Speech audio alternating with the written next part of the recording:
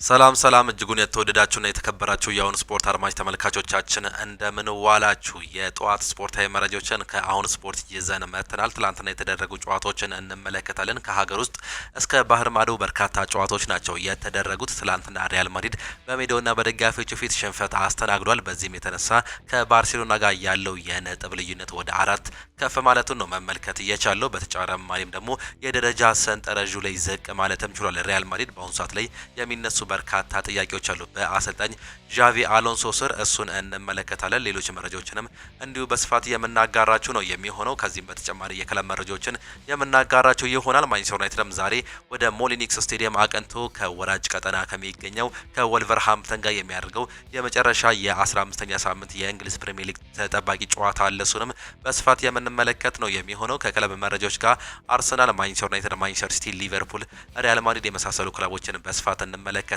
ከአርሰናል ጋር እንግዲህ ስለ ክሪስታል ፓላሱ ጨዋታ የተነሱ ሀሳቦች አሉ። በተለይም አሰልጣኝ ሚኬል አርቴታ፣ ቪክተር ዮኮረሽ እንዲሁም ሌሎች የሰጧቸውን ሀሳቦች እንመለከታለን። በማንቸስተር ዩናይትድ በኩል ስለ ኮቤ ማይኖና አሰልጣኝ ሩበን አሞሪም አሁንም እንግዲህ ቁርሾች እየሰፉም ይገኛሉ። ትላንትና አንዳንድ ሀሳብን አስነስቶ ነበር ሩበን አሞሪም፣ እሱንም እንመለከታለን። ወደ ቼልሲ ስናመራ ሊያም ዴላፕ ምን ያህል ጊዜ ከሜዳ ይርቃል የሚለውን የምንመለከት ነው የሚሆነው። በሊቨርፑል በኩል አሁን ላይ የሰፊው የቁርሾ ሁኔታ የምንመለከት ይሆናል። በተለይም በአሰልጣኝ አርኔ ስሎት ስር እንዲሁም ደግሞ በሞሳላህ መካከል ያለውን ግንኙነት እንዲሁ በስፋት የምንፈትሽም ነው የሚሆነው። ብቻ እናንተ ከኛ ጋር እስከ መጨረሻው ድረስ ቆዩ ነው የምንላችሁ።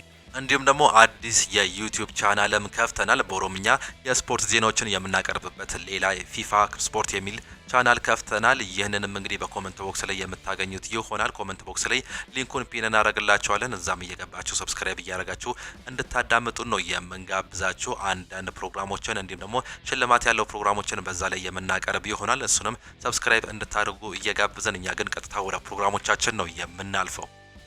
የዛሬ ፕሮግራሞቻችንን ከሀገር ውስጥ መረጃዎቻችን ስንጀምር እንግዲህ በሲቢኢ የኢትዮጵያ ፕሪሚየር ሊግ መርሃ ግብር ሐዋሳ ከነማ ከመቻል ጋር ያደረጉትን ጨዋታ አንዳቻ በሆነ ውጤት አጠናቋል። የመቻልን ግብ ኮሊንስ ኮፊ ሲያስቆጠር ጌታነህ ከበደ ሐዋሳን ከነማ አቻ ያደረጉት ማስቆጠርም ችሏል። መቻል ያለፉትን 5 የሊግ ጨዋታዎች ማሸነፍም አልቻሉም። የሊግ ደረጃቸውን ስንመለከት መቻል 14 ነጥብ በመያዝ 6ኛ ደረጃ ላይ የተቀመጡ ሲሆን ሐዋሳ ከነማ በ14 ነጥብ 7ኛ ደረጃ ላይም ተቀምጧል። ሌላኛው ለጌሌ አርሲ ወሳኝ ድል ማሳካቱን ነው የተመለከትነው። በሲቢኢ የኢትዮጵያ ፕሪሚየር ሊግ መርሃ ግብር ነጌሌ አርሲ ከሀዲያ ሆሳና ጋር ያደረጉትን ጨዋታ 2-1 በሆነ ውጤትም አሸንፏል። የነጌሌ አርሲን የማሸነፊያ ግቦች ከቤህ ብዙነህ 2 ጎሎችን ማሳረፍ ሲችል ለሀዲያ ሆሳና ኢዮብ አለማየሁ ማስቆጠርም ችሏል። አዲስ አዳጊው ክለብ ነጌሌ አርሲ ካለፉት 4 የፕሪሚየር ሊግ 3ቱን በማሸነፍ ሲያጠናቅቁ በአንዱ አቻ መለያየትም ችሏል። የሊግ የደረጃ ሰንጠረዡን ስንመለከት ነጌሌ አርሲ በ13 ነጥብ 10ኛ ደረጃ ተቀምጧል። ሀዲያ ሆሳና በ7 ነጥብ 17ኛ ደረጃ ላይ ነው የተቀመጠው። ሌላኛው ጨዋታ እንዲሁም መቀለን ሰባን እንደርታ ከፋሲል ከነማ ጋር ያደረጉትን ጨዋታ በአንዳቸው ውጤት ነው ማጠናቀቅም የቻሉት። የፋሲል ከነማን ናትናኤል ማስረሻ ሲያስቆጥር ፍጹም አለሙ መቀለን ሰባን እንደርታ አቻ ያደረገችውን አጋጣሚም እንዲሁ ተጠቅሞበታል። ፋሲል ከነማ በዘንድሮው የውድድር ዘመን ምንም ጨዋታ ያልተሸነፈው ብቸኛውም ክለብ ነው። መቀለን ሰባን እንደርታ በውድድር ዓመቱ ምንም የሊግ ጨዋታ ማሸነፍም አልቻለም። የደረጃ የሊግ ሰንጠረዣቸውን ስንመለከት ፋሲል ከነማ በ17 ነጥብ ሁለተኛ፣ መቀለን ሰባን እንደርታ በ5 ነጥብ 19ኛ ደረጃ ላይ መቀመጣቸውን ተመለከትን። በሲቢኢ የኢትዮጵያ ፕሪሚየር ሊግ መርሃ ግብር ኢትዮጵያ ቡና ከአርባ ምንጭ ከነማ ጋር ያደረጉትን ጨዋታ እንዲሁ 0-0 በሆናቸው ውጤትም አጠናቋል። ቡናማዎቹ ከሁለት ተከታታይ ድል በኋላ ነጥብ መጣል መቻላቸው ነው የተመለከት ነው። አርባ ምንጭ ከነማ በውድድር ዓመቱ ምንም ጨዋታ ማሸነፍም አልቻለም። ኢትዮጵያ ቡና በ11 ነጥብ 13ኛ ደረጃ ላይ የተቀመጠ ሲሆን አርባ ምንጭ ከነማ በ5 ነጥብ የሊጉ ግርጌ ላይ ማለትም 20ኛ ደረጃ ላይ መቀመጡን ተመለከትን። ይህ እንግዲህ ትላንትና የተደረጉ የኢትዮጵያ ፕሪሚየር ሊግ የሲቢኢ ጨዋታዎችም ነበሩ። ወደ ባህር ማዶ ስናመራ ደግሞ በትላንትናው ዕለት የእንግሊዝ ፕሪሚየር ሊግ፣ የስፔን ላ ሊጋ እንዲሁም የሌሎች ሊጎች ጨዋታዎችም ተደርገውም ነበር። በእንግሊዝ ፕሪሚየር ሊግ ቀን 11 ሰዓት እንዲሁም ደግሞ ምሽት 1 ሰዓት ተኩል ላይ 2 ያክል ጨዋታዎች ተደርገው ነበር። በአሜሪካን ኤክስፕረስ ስቴዲየም ብራይተን ኤንድ ሆቭ አልቢዮን ከዌስትሃም ጋር ያደረጉት የመጀመሪያ ጨዋታ ነበር። በዚህም ጨዋታ እንግዲህ አንዳቻ በሆነ ውጤት ነው ማጠናቀቅም የቻሉት። ጃሮድ ቦን ለዌስትሃም ዩናይትድ የመጀመሪያውን ጎል በ73ኛው ደቂቃ ላይ ማስቆጠርም ቢችልም በስተመጨረሻም በ91ኛው ደቂቃ ላይ ገተር ባስቆጠረው ጎል አንዳቻ በሆነ ውጤት 1-1 ነጥብ ተጋርተው መውጣትም ችሏል። ትላንትና እንግዲህ ዌስትሃም ዩናይትድ ከሜዳቸው ውጪ ለማሸነፍ ተቃርበው ነበር። በ91ኛው ደቂቃ ላይ በተቆጠረባቸው ግን እንዲሁ አቻ መውጣት መቻላቸውን ነው የተመለከትነው። ዌስትሃም ዩናይትዶች ምንም እንኳን አሰልጣኝ ኑኖ ስፒሪቶ ሳንቶን ቢያመጡም አሁንም ከወራጅ ቀጠናው መውጣትም አልቻሉም። ብራይተን ኤንድ ሆቭ አልቢዮን እንዲሁ ነጥብ መጣሉን ተከትሎ እንግዲህ ትላንትና በሜዳውና በደጋፊዎች ፊት ትላንትና ተከታታይ ድል አለማስመዝገብ መቻሉን ነው የተመለከትነው። 7ኛ ደረጃ ላይ ነው መቀመጥ የቻለው ብራይተን በ23 ነጥብና በ4 ንጹህ ጎሎች። በተቃራኒው ዌስትሃም ዩናይትድን ስንመለከት በ13 ነጥብና በ12 የግብ ዕዳ 18ኛ ደረጃ የወራጅ ቀጠናው ጫፍ ላይ የተቀመጠ ክለብ መሆኑ ነው መመልከት የቻለው። በተመሳሳይ 1 ሰዓት ተኩል ላይ የተደረገ ጨዋታ ደግሞ ስንመለከት ፉላም ከክሪስታል ፓላስ ጋር ያደረጉትን የለንደን ደርቢ ጨዋታ እንግዲህ ክሪስታል ፓላስ ወደ ክራቨን ኮቴጅ አግኝተው 2-1 በሆነ ውጤት ማሸነፍም ችሏል። የኦሊቨር ግላስነሩ ክለብ ክሪስታል ፓላስ ኤዲ ኒኪታ በ20ኛው ደቂቃ ላይ ባስቆጠረው ጎል 1-0 መምራት ቻሉ። ሃሪ ዊልሰን እንዲሁ አቻ ማድረግ ችሎ ነበር። ነገር ግን በ87ኛው ደቂቃ ላይ ማርክ ጉይ ባስቆጠረው ጎል እንግዲህ ወሳኛዋን 3 ነጥብ ክሪስታል ፓላሶች ከሜዳቸው ውጪ ማሳካት ችለዋል። አዳም ዋርተን እንዲሁም ደግሞ ፒኖ ናቸው ጎሎችን እንዲቆጠሩ አሲስት ማድረግም የቻሉት። ራውል ሄሚኔዝ ለፉላም እንግዲህ ለሃሪ ዊልሰን አሲስት ያደረገም ተጫዋችም ነበር። ስሚዝሮ ጎል አስቆጥሮ ነበር በሁለተኛው አጋማሽ በ54ኛው ደቂቃ ላይ ነገር ግን በቫር ከጨዋታ ውጪ እንደነበር ነው መመልከትም የቻለው። የጨዋታ የበላይ ነበሩ ፉላሞች በሜዳቸውና በደጋፊዎች ፊት። እንደሚታወቀው የክሪስታል ፓላስ ቲም ደግሞ በመከላከሉ በሎ ብሎክ የተሻለ ነበር። በመልሶ ማጥቃት የሚያገኟቸውን እድሎች ለመጠቀም ሲሞክሩ ነው መመልከትም የቻለው። በዚህም የተነሳ ትላንትና ወሳኛን 3 ነጥብ ማሳካት መቻላቸውን ተመለከትን። ክሪስታል ፓላስ ትላንትና ማሸነፉን ተከትሎ እንግዲህ ወደ ቶፕ 4 ማምጣትም ችሏል። ብቅ ያለ ክለብ ሲሆን ክሪስታል ፓላሶች በ26 ነጥብና በ8 ንጹህ ጎል 4ኛ ደረጃ ላይ መምጣትም ችሏል። ቼልሲ ወደ 5ኛ ደረጃነት ዝቅ ማለቱን ነው የተመለከት ነው። ትላንትና እንግዲህ የተደረጉ የእንግሊዝ ፕሪሚየር ሊግ ጨዋታዎች እነዚህን ይመስላሉ። ዛሬም የእንግሊዝ ፕሪሚየር ሊግ አንድ የመጨረሻ ጨዋታ የሚደረግ ይሆናል። በተለይም በወልቨርሃምፕተን እንዲሁም ደግሞ በማንቸስተር ዩናይትድ በኩል የሚደረገው ጨዋታ ይጠበቃል። ስለዚህ ጨዋታ በስተመጨረሻ አንዳንድ ትንታኔዎችን የምናቀርብላችሁ ነው የሚሆነው። ወደ ስፔን ላሊጋ ስናመራ ደግሞ ኤልቼ ከጂሮና ጋር ያደረጉትን ጨዋታ 3-0 አሸንፏል። ቫሌንሺያ ከሲቪያ አንድ አቻ እየተጠናቀቀ ሲሆን ኢስፓኞል ሪያል ቫይካኖን አስተናግዶ 1-0 አሸንፏል። ሪያል ማድሪድ በሜዳውና በደጋፊዎች ፊት ያልተጠበቀ ሽንፈትን ያስተናገደ ሲሆን በሴልታ ቪጎ 2-0 በሆነ ውጤት ነው የተሸነፈው።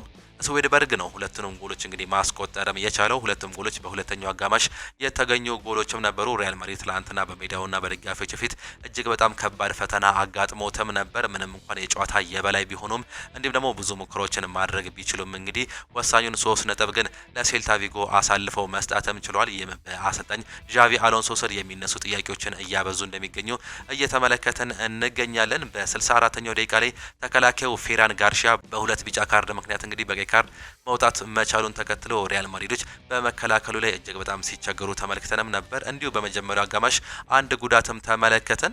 በተለይም በ23ኛው ደቂቃ ላይ ኤደር ሚሊታው በብሽሽት ወይም ደግሞ በሃመር ስትሪንግ ጉዳት ምክንያት ተቀይሮ መውጣትም ቻለ። አንቶኒ ሮዲገርን ነው ተክቶ መውጣትም የቻለው። በዚህም የተነሳ እንግዲህ ከባድ ጉዳትም አጋጠማቸው። በዚህም የተነሳ በመከላከሉ ላይ ክፍት እንደነበሩ ነው መመልከትም የቻለው። ነገር ግን እንዲሁ በ92ኛው ደቂቃ ላይ አልቫሮ ካራሬዝ ስትሬት ሬድ ካርድ ምክንያት እንዲሁ መውጣት መቻሉን ነው መመልከትም የቻለው። ይህም እንግዲህ ዳኛውን አቢዩዝ በማድረጉ ምክንያት በስትሬት ሬድ ካርድ በ92ኛው ደቂቃ ላይ መውጣትም ችሏል። ሪያል ማድሪድ ትላንትና ሁለት ወሳኝ ተጫዋቾቻቸው ነው በቀይ ካርድ መውጣትም የቻሉት። ሪያል ማድሪድ ትላንት መሸነፉን ተከትሎ እንግዲህ የደረጃ የሊግ ሰንጠረዡን ወደ 3ኛ ደረጃነት ዝቅ ማለቱን ነው መመልከት የቻለው። ሪያል ማድሪድ ያለፉትን 4 ጨዋታዎች ማሸነፍ አልቻለም። በ3ቱ አቻ መውጣት ችሎ ነበር። ትላንትና ደግሞ ይባስ ብሎ መሸነፍም ችሏል። ይህም እንግዲህ በሪያል ማድሪድ ቤት አንዳንድ ቀውሶች እየተፈጠሩ እንደሚገኙ ነው የተገለጸው። ምንም እንኳን ከባርሴሎና ጋር የነበራቸው የነጥብ ልዩነት 8 ነበር ከዚህ በፊት። በአሁኑ ሰዓት ላይ ግን ባርሴሎና 1ኛ ደረጃ ላይ በመቀመጥ እየመራ ይገኛል። ቪያሪያል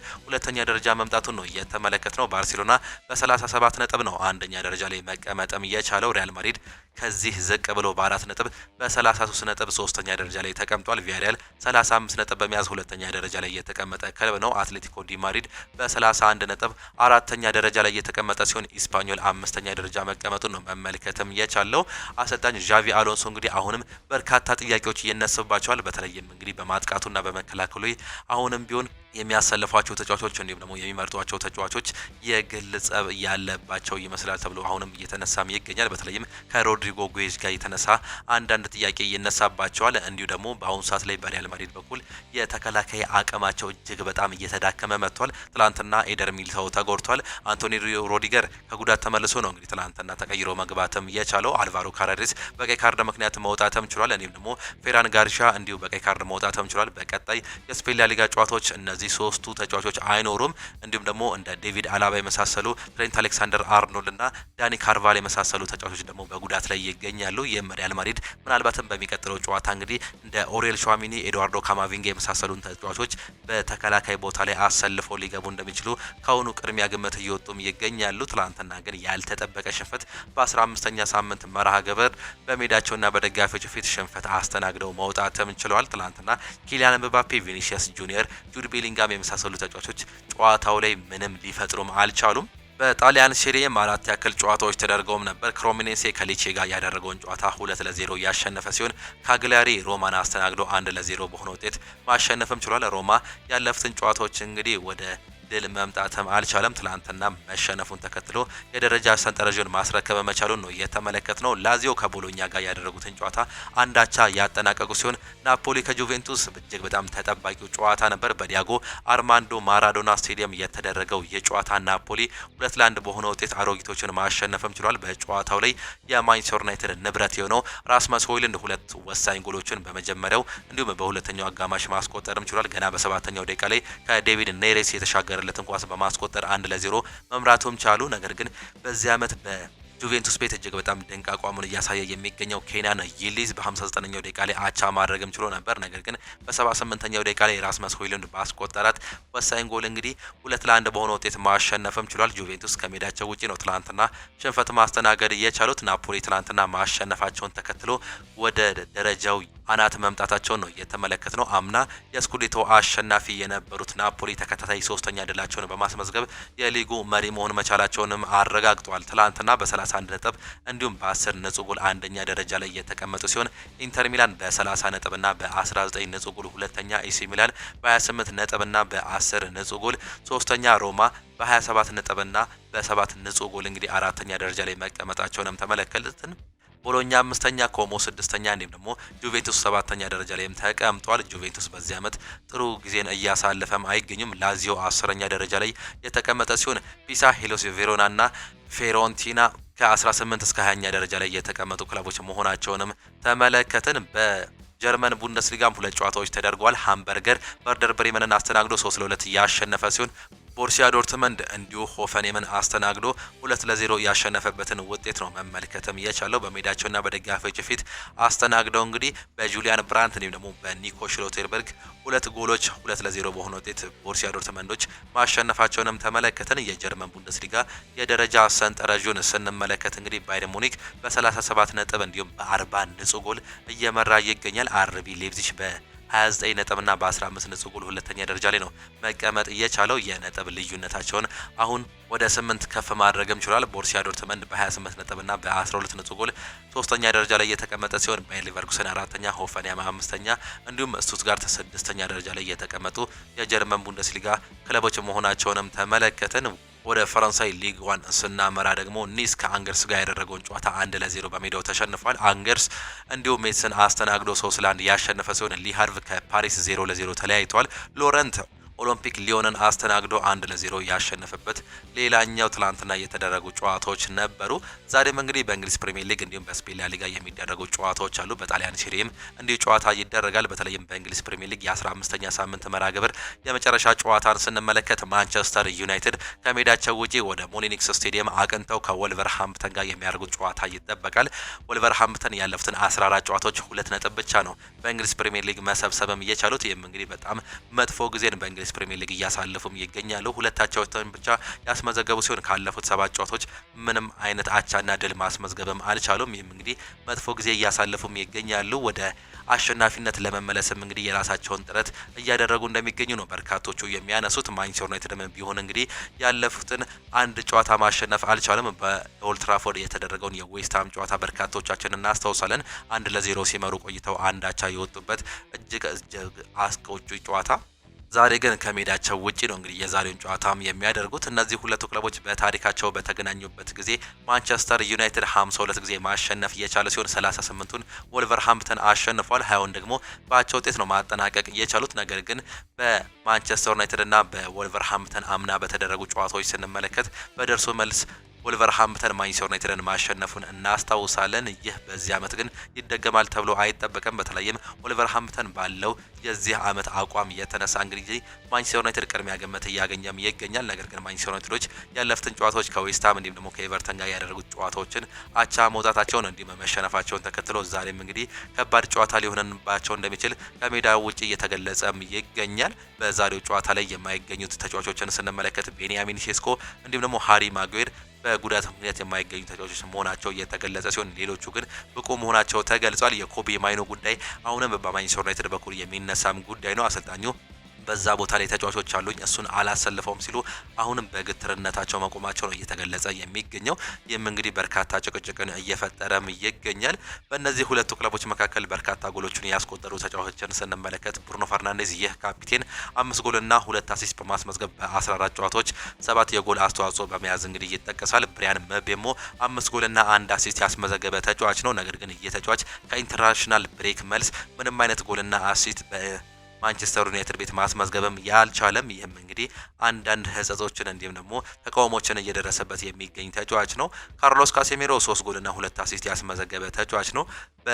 ወልቨርሃምፕተን በኩል ስንመለከት ሙንቴሲ ነው እንግዲህ 1 ጎልና 1 አሲስት በማስመዝገብ የሚጠቀሰው። በዚህ ዓመት እጅግ በጣም የሚቸገረው ወልቨርሃምፕተን በሜዳውና በደጋፊዎች ፊት ኦልትራፎርዱን ማንቸስተር ዩናይትድን የሚያስተናግድ ነው የሚሆነው። በስፔን ላሊጋ ኦሳሱና ከሌቫንቴ ጋር ይጫወታሉ። በጣሊያን ሴሪኤ 3 ያክል ጨዋታዎች የሚደረጉ ሲሆን ፒሳ ከፓርማ፣ ዩዲኒዜ ከጄኖዋ እንዲሁም ደግሞ ቶሪኖ ከኤሲ ሚላን ጋር የሚያደርጉት የዛሬ ተጠባቂ ጨዋታዎች ናቸው። እነዚህን ጨዋታዎች እንድታዩ እየጋበዝን ወደ ሌሎች ፕሮግራሞቻችን እንለፍ።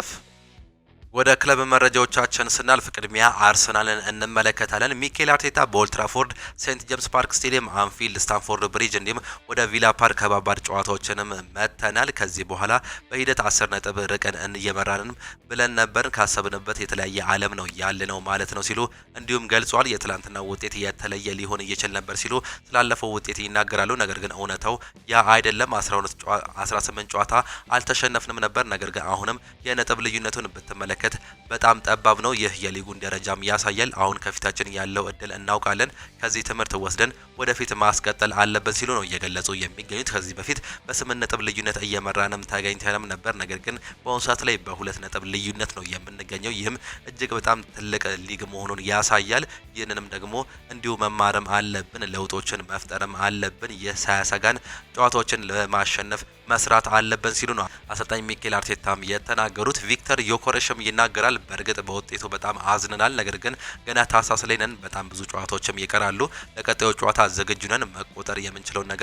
መቆጣጠር የምንችለውን ነገር ሁሉ በቀጣይ ጨዋታ ላይ ትኩረት ማድረግ ካቻልን እንዲሁም ደግሞ ሁሉ ነገር የተሻለ እንደሚሆንም አምናለሁ ሲልም ነው የሚናገረው። ሌላኛው በአሁኑ ሰዓት ላይ የተነሳ የሚገኘው እንግዲህ ሚኬል አርቴታ ቪክተር ዮኮሬሽን ሎ ብሎክ የሚጫወቱ ቡድኖችን ለማሸነፍ ዋነኛው አጥቂ አድርጎ ይመለከተዋል። ይህም ለአርሰናል የተፈረመበት ዋነኛው ምክንያቱ አሰልጣኝ ሚኬል አርቴታ ቡድኑ የቪክተር ዮኮሬሽ ሩጫዎች በተሻለ ሁኔታ ማየትም እንዳለባቸው እንዲሁም በሱ ላይ እንደተጨነቀ ለማወቅ ተደርቷል። እናም ቪክተር ዮኮሬሽ ከነሱ ጋር ለመላመድ እንዳለበትም ያምናል ሲል ኢሳን ካን እየተናገረ ሲሆን ሚኬል ሜሪኖ በተለምዶ አጥቂዎች የማይሰሩትን እንዲሁም ደግሞ ቦታ የሚይዙበትን መንገድ ሚኬል አርቴታ ትልቅ ቦታ እንደሚሰጠው መረዳትም ችሏል። ካይ ሃቨርትስ እንዲሁም ቪክተር ዮኮሬሽ ቢኖርም ለአንዳንድ ጨዋታዎች ሚኬል ሜሪኖ የመጀመሪያ ተመራጭ ተደርገው መወሰዱን ይቀጥላል ሲል ኢሳን ካን ለአርሰናል እጅግ በጣም ቅርብ የሆነውን መረጃ እያጋራን ይገኛል።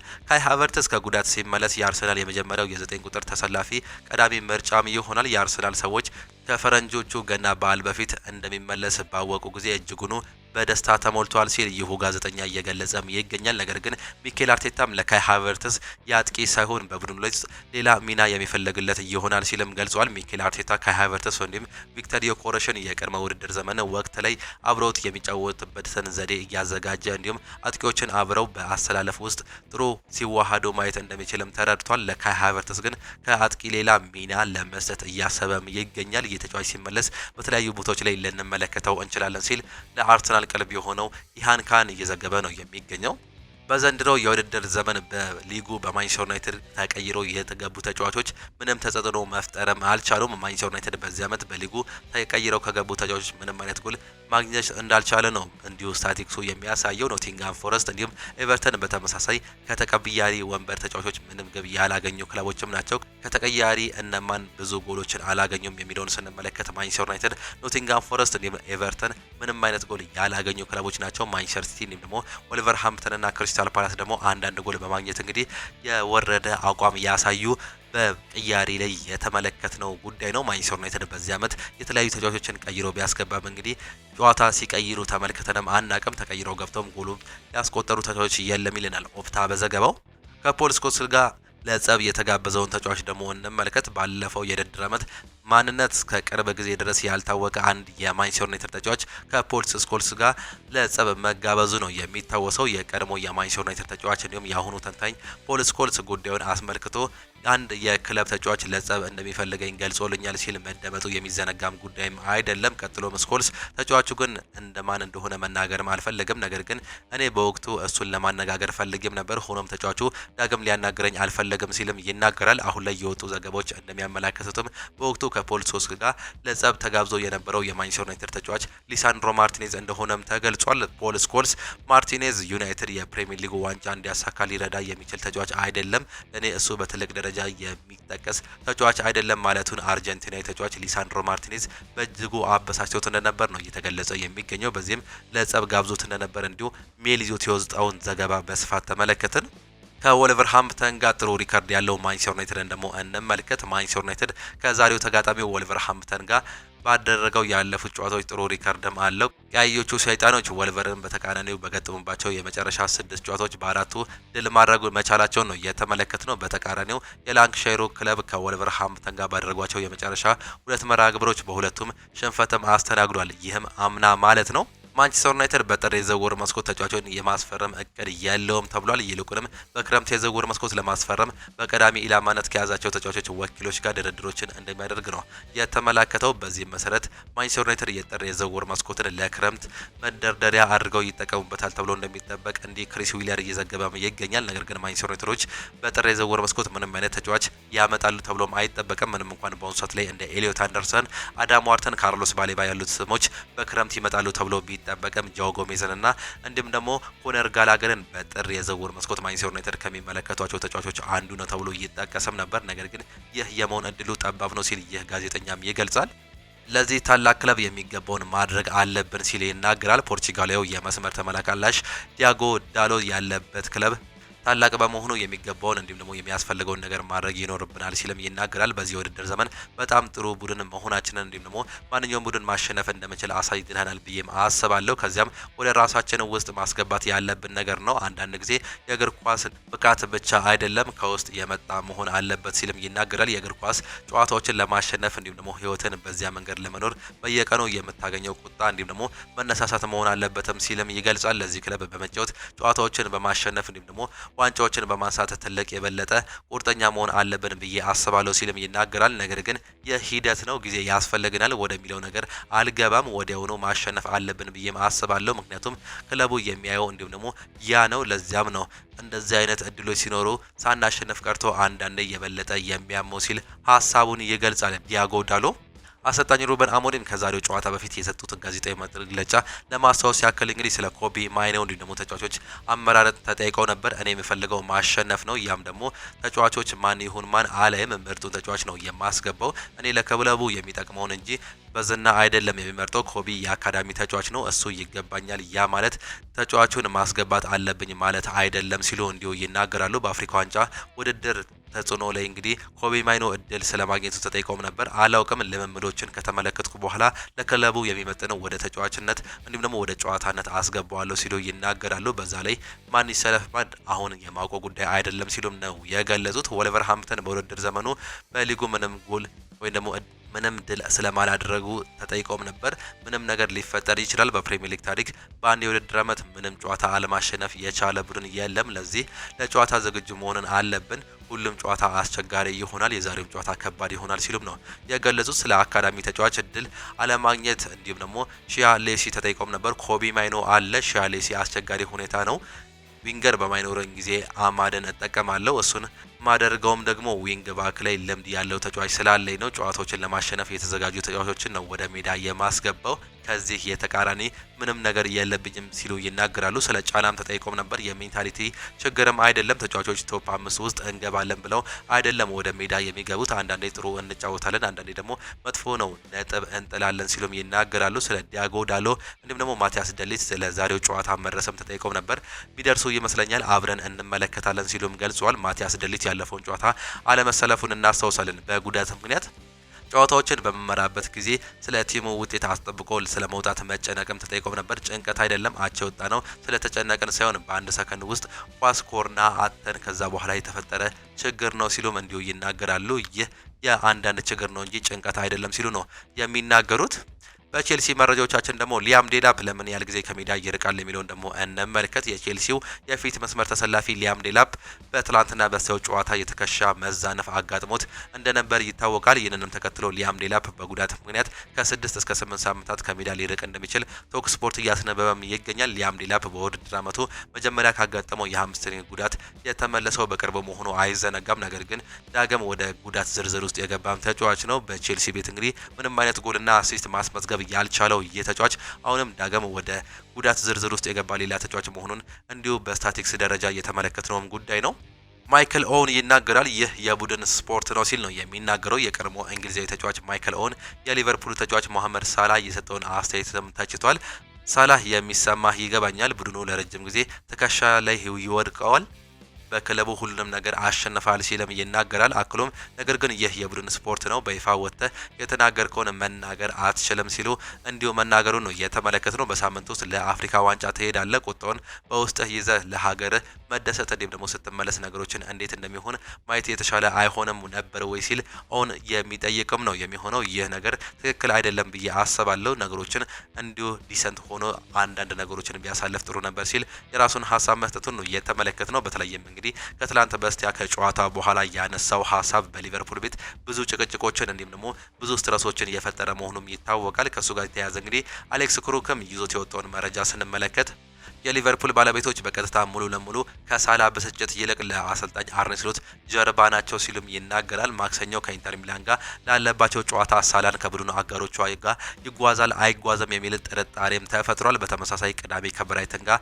ላለባቸው ጨዋታም ይጫወታል አይጫወትም የሚል ጥርጣሬ እንዳለ ነው አሌክስ ክሩክ እየዘገበም የሚገኘው። የሊቨርፑል ቦርድ በታክቲካል ውሳኔ አኳያ አርኔ ስሎት ነጻነት መስጠት እንዳለበት የሚያምኑ ሲሆን ስሎት በሚወስናቸው ውሳኔዎች ላይ ተጫዋቾች በፕሮፌሽናል መንገድ መቀበል እንዳለባቸው ካልሆነም ደግሞ በፕሮፌሽናል መንገድ ቅሬታ ማቅረብ እንደሚችሉ ያምናሉ ሲል እንዲሁ ይህ ጋዜጠኛም ይገልጻል።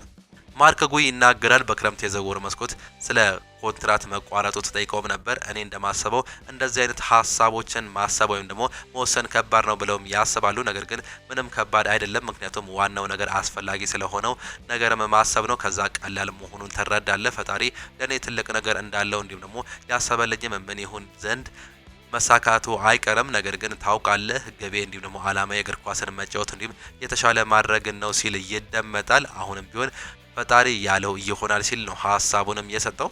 የግብጽ ብሔራዊ ቡድን ተጫዋች የሆነው መሐመድ ሐሰን ለሳላህ ድጋፉን ማሳየቱ እየተገለጸም ይገኛል። እንደ እግር ኳስ ተጫዋች እንደ መሆናችን መጠን ስንሄድ ቤንች ስንሆን እንዲሁም ደግሞ ጥልቅ ሀዘን ይሰማናል። ብስጭት እንዲሁም ደግሞ ትንሽ የድብርት ስሜት ይሰማናል። የተለያዩ ተጽዕኖችን እናደርጋለን። የምናደርገው ለአሰልጣኙ ቋሚ መሆን እንዳለብን ለማሳየት ነው። ይህ የአብዛኞቹ ባህሪያት ነው። ሳላህ ግን ከዚህ አይነት ሰዎች መካከል አይደለም ሲል ነው የሚናገረው። ሳላህ ማለት እንደ ክርስቲያኖ ሮናልዶ እንዲሁም ደግሞ ሜሲ ባለ ደረጃ የሚጠራም ተጫዋች ነው። እንደዚህ ያሉ ተጫዋቾች ቤንች አይደረጉም። ቢደረጉም እንኳን ከ60 ወይም ደግሞ 65 ደቂቃ በኋላ ተቀይረው መግባትም አለባቸው። ነገር ግን ከነጭራሹ አለማስገባት ማለት ለክለቡ ያደረገውን ሁሉ ሙሉ እንደ መካር ነው ሲልም ይናገራል። ሳላ ማለት እንደ ተጫዋች ብቻም አይደለም፣ እሱ ማለት ወንድም፣ መሪ እንዲሁም ደግሞ ለክለቡ ለሀገሩም ማሪ ማለት ነው ሲልም ሀሳቡንም ይሰጣል። ወንድሜ በህይወት ውስጥ ያሉ አንዳንድ ሁኔታዎች ጊዜያዊ ናቸው፣ አብሮክ የሚቀረው ታላቅነት እንዲሁም ደግሞ ምላሽ ነው ሲል ነው የራሱን ሀሳብ መስጠትም እየቻለው። የሊቨርፑል ክለብ ባለቤት የሆነው ፌንዌይ ስፖርት ቡድን ስሎት ሁለተኛ ውድድር አመቱን እንዲያሳልፍ የሚፈልጉ ሲሆን በዚህ ነገር ላይ ምንም የመወላወል ምክንያት አላሳዩም። ትግስታቸው ገደብ የለውም። ነገር ግን የአሰልጣኝ አርኔ ስሎት የወደፊት እጣ ፈንታ የሚወሰነው ከሳላ ጋር ያለው ግንኙነት ሳይሆን ለክለቡ የሚያመጣውን ውጤት በተመለከተ ነው ሲል ፖል ጆይስ እየዘገበም ይገኛል። የሊቨርፑል ባለቤት ለስሎት ሙሉ ድጋፋቸውን ሰጥተዋል። እናም የሳላ ብስጭት እንዲሁም ደግሞ ግንኙነታቸው አደጋ ላይ መሆኑ ሀሳብ የማስቀየር ጥርጣሬ የለውም ሲል ሀሳቡንም ይሰጣል። ሌላኛው ደግሞ እንግዲህ የምንሰማቸው አንዳንድ መረጃዎች አሉ። ሳላህ ከ8 ወራት በፊት ሊቨርፑል በአንፊልድ ስቴዲየም መሀል የወርቅ ዙፋን ላይ ሲያስቀምጡት የፈለገውን ችግርም አይቷል። የግብፁ ንጉስ በክለቡ ታሪክ እጅጉን ውድ የሆነውን ኮንትራት ከፈረመ በኋላ በደስታ ፎቶግራፉን አጋርቷል። ኮንትራቱ በሳምንት 400,000 ፓውንድ የሚገመት ዋጋም አለው። ምናልባትም የንግግሩ ሁኔታ ትርጉምም አስቀይሯል። የወርቅ ዙፋኑ ከማለት ይልቅም ከአውቶቡሱ የተወረወርኩ ያህል ነው የሚሰማኝ ያለበት ቦታው ለማሳየት የተጠቀመው ቃል ነው ሲሉ እንዲሁ ተናግሮታል። ሊቨርፑል ያቀረበበትን ኮንትራት የሊቨርፑል ቁርጠኝነት የሚያንጸባርቅ ነው። ነገር ግን በሚቀጥሉት ቅዳሜ በብራይተን ጨዋታ ላይ ደጋፊዎችን መሰናበት ከፈለገ ሳላህ ወይም ደግሞ ወኪሉ ራሚ አባስ ከስምምነት ለመውጣት እንዴት እንዳሰቡ ማየት አስደሳች ይሆናል ሲል ነው የገለጹ የሚገኙት። ፍላጎታቸው እንደዛ ከሆነ ሊቨርፑል እንዲሁም አልሂላል እና አልሂታድ ወይም ደግሞ ሌላ ፍላጎት ላለው የሳውዲ አረቢያ ክለብ በሩን በመክፈት ነገሩን ሊያቀልላቸው ይችላል። እናም የተገኘውን ገንዘብ ለምሳሌ ያክል የበርነማውዙን ተጫዋች አንቶኒ ሲሜዮኔን ለማስፈረም ሊጠቀሙበት ይችላሉ። ይሁን እንጂ ሪቻርድ ዩዝ ከራማስ አባስ ጋር ሲነጋገሩ ባለፈው የካቲት ወር ሊቨርፑል በ7 ነጥብ ልዩነት በሊጉ አናት ላይ በነበረበት ወቅት በማህበራዊ ሚዲያ ገጹ ላይ ያጋራውን ጽሁፍ እንደሚያስታውሱ ተስፋም ያደርጋሉ ሲል ፖል ጆይስ እንዲሁ ከሊቨርፑል ታማኝ ምንጭ አገኘውን ያለውን ዘገባ እያወጣም ይገኛል። በአሁኑ ሰዓት ላይ በሊቨርፑል በአሰልጣኝ አርኔ ስሎት እንዲሁም በሞሐመድ ሳላህ መካከል ያለው ቁርሾ እጅግ በጣም እየሰፋ ይገኛል። በተለይም በአሰልጣኝ አርኔ ስሎትና ሞሐመድ ሳላህ ያለው ቁርሾ እንግዲህ በክለቡ ብዙ ነገሮችን ያበላሻል ተብሎ እንደሚታመን ነው እየተገለጸም የሚገኘው። እንዲሁም ደግሞ አሁን እየተሰሙ ያሉ መረጃዎች እንደሚያሳዩት ከሆነ ምናልባትም ይህ ነገር የሚቀጥል ከሆነ ተጫዋቾች ሁሉ አሰልጣኝ አርኔ ስሎትን እንደሚደግፉ እንዲሁ መረጃ አግኝቻለሁ ሲል ፖል ጆይስ እየዘገበም ይገኛል። ኖቫክ ጆኮቪች ይናገራል። ፖርቹጋል ዓለም ዋንጫን ታሸንፋለች ሲል ነው የሚናገረው። ሰርቢያው ስመጥር ሜዳ ቴኒስ ተጫዋች የሆነው ኖቫክ ጆኮቪች ፖርቹጋል የዓለም ዋንጫን እንደምታሸንፍ ነው የገመተው። ፖርቹጋል ቀጣዩን የ2026 ዓለም ዋንጫ ውድድር ታሸንፋለች ሲል ሀሳቡንም ሰጥቷል። ጆኮቪች አክሎም እንግዲህ ፖርቹጋል በፍጻሜው ከሜክሲኮ ጋር ትገናኛለች፣ ጨዋታውንም ታሸንፋለች ሲል የራሱን ሀሳብ መስጠቱን ነው የተመለከት ነው። ጉቲም ይናገራል። ማንም ከሮናልዶ በላይ መሆን አይቻለውም ሲል ነው የሚናገረው። ሮናልዶ እንዲሁም ደግሞ ሜሲ ጋር መጠጋት አዳጋች ነው ሲልም ይናገራል። የቀድሞ የሪያል ማድሪድ ተጫዋች የሆነው ጉቲ አሁን ላይ ያሉ ተጫዋቾች ሮናልዶ እንዲሁም ደግሞ ሜሲ ደረጃ ላይ መድረስ አይችሉም ሲል ነው የሚናገረው። ማንም ከሮናልዶ ደረጃ መብለጥ አይችልም የሚለው ጉቲ ሮናልዶ ባሳየው ወጥ አቋም በሪያል ማድሪድ እንዲሁም ደግሞ በእግር ኳስ ታሪክ የሰራቸው ተጫዋቾች ናቸው ሲል ሀሳቡንም ይገልጻል። ሮናልዶ እንዲሁም ደግሞ ሜሲ ካሉበት ዙፋን ማውረድ ለሚፈልግ ማንኛውም ተጫዋች ወሳኙ ነገር ወጥነት ሲል አስተያየቱንም መስጠቱን ነው የተመለከትነው። አክሎም በወሳኝ ጨዋታዎች ተጽዕኖ ካልፈጠርክ በተመሳሳይ በተከታታይ 10 ጨዋታዎች ላይ ጥሩ ብትሆን ጥቅም የለውም ሲልም ይናገራል። ሮናልዶ እንዲሁም ሜሲ ግን ሁልጊዜም አድርገውታል። አሁን ላይ ምባፔ፣ ያማል ወይም ደግሞ እነሱን ለመቅረብ የሚፈልጉ ተጫዋቾች ፈተና የሆነባቸው ይህ ነው ሲል ጉቲ መናገሩን ነው የተመለከትነው። ካርሎ አንቸሎቲም ይናገራሉ። ኔይማር ጁኒየር ከሌሎች የተሻለ ከሆነ ይመረጣል ሲሉ ነው የተናገሩት። የብራዚል ብሔራዊ ቡድን አሰልጣኝ ካርሎ አንቸሎቲ በዓለም ዋንጫው ለኔይማር ከሌሎቹ የተለየ እንክብካቤ እንደማያደርጉም ገልጿል። ስለ ኔይማር በቡድኑ መካተት የጠየቁት አሰልጣኙ ቡድኑ ግንቦት ላይ እመርጣለሁ ሲሉም ተናግሯል። ኔይማር እዛ መሆን የሚገባው ከሆነ በብቃቱ ላይ ከሆነ እንዲሁም ከሌሎች ተጫዋቾች ጋር የተሻለ ዓለም ዋንጫ ይመራል እንዲሁም ደግሞ ይመጣል ሲሉ ሀሳባቸውንም ገልጿል። ኔይማር ጁኒየር እንግዲህ ትላንትና ሳንቶስን ከመውረድ ማሳረፉም እንዲሁም ደግሞ ትላንትና ተመልክተንም ነበር። ሳንቶስ ያለፉትን 3 ጨዋታዎች እንግዲህ ጭንቅ ውስጥ ገብቶ ነበር፣ ላለመውረድ እየተጫወተም ነበር። ኔይማር ጁኒየርም እንግዲህ ከጉዳቱ ጋር ታግሎ ከጉልበት ጉዳቱ ጋር ሆኖም እንግዲህ ሃትሪክ ሲሰራ ሁላ ተመልክተንም ነበር። ትላንትና በተረጋገጠው ሁኔታ ላይ ሳንቶስ እንደመወርድ ነው የተረጋገጠው። ኔይማር ጁኒየር በእንባ ታጅቦ ሀሳቡንም ሰጥቶ ነበር። ሳንቶስ እዚህ ደረጃ ላይ አይገባውም ነበር፣ የሊጉ አናት ላይ መቀመጥ የነበረበት ክለብ ነው። ይህ እጅግ በጣም ያሳዝናል። በአሁኑ ሰዓት ላይ ግን ክለቡን በመርዳቴ እጅግ በጣም ደስተኛ ነኝ። አብረን ብዙ ነገሮችን እናደርጋለን። ሁሌም ቅድሚያ የምሰጠው ለሳንቶስ ነው ሲል ከጨዋታው በኋላ መናገሩን ነው የተመለከት ነው። የፈረንሳይ እንዲሁም ደግሞ የሴኔጋል ጨዋታ ዋናው ቡድን ከሁለተኛው ቡድን እንደማለት ነው ሲል ይናገራል። አርጀንቲናው የቀድሞ ተጫዋች ሰርጂዮ አጉዌሮ በአንድ የማህበራዊ ሚዲያ ቀጥታ ስርጭት ላይ መገኘቱ ተቃውሞ አስነስቶበታል። ሰርጂዮ አጉዌሮ በዝግጅቱ ላይ የተገኘው በዓለም ዋንጫ ውድድር መርሃ ግብር ድልድል ሲደረግም ነበር። በድልድሉ ወቅት አጉዌሮ ፈረንሳይ የመጀመሪያ ጨዋታ ከማን እንደደረሳት ጠይቆ ከሴኔጋል እንደሆነ ሲነገረው ይሰማል። በዝግጅቱ ላይም አርጀንቲናዊ የማህበራዊ ሚዲያ ስትሪመር ደግሞ ጨዋታውን ዋና ቡድን ከሁለተኛው ቡድን እንደማለት ነው ሲልም ተደምጧል። ሰርጂዮ አጉዌሮ በንግግሩ ሲስቅ የተስተዋለ ሲሆን በፈረንሳይ መገናኛ ብዙሃን ዘንድም ከፍተኛ ተቃውሞ አስነስቶበትም ነበር። የፈረንሳይ መገናኛ ብዙሃን ዘረኝነት ሲሉ የገለጹት ተንቀሳቃሽ ምስል በቲክቶክ ከ1.3 ሚሊዮን በላይ ተመልካችም አግኝቶም ነበር። ከዚህ በፊት የአርጀንቲና ተጫዋች ኮፓ አሜሪካ ካሸነፉ በኋላ ለፈረንሳይ ይጫወታሉ ግን የመጡት ከአንጎላ ነው እያለ መዘመራቸው ተቃውሞ አስነስቶ እንደነበር እንዲሁ የሚታወስም ጉዳይ ነው።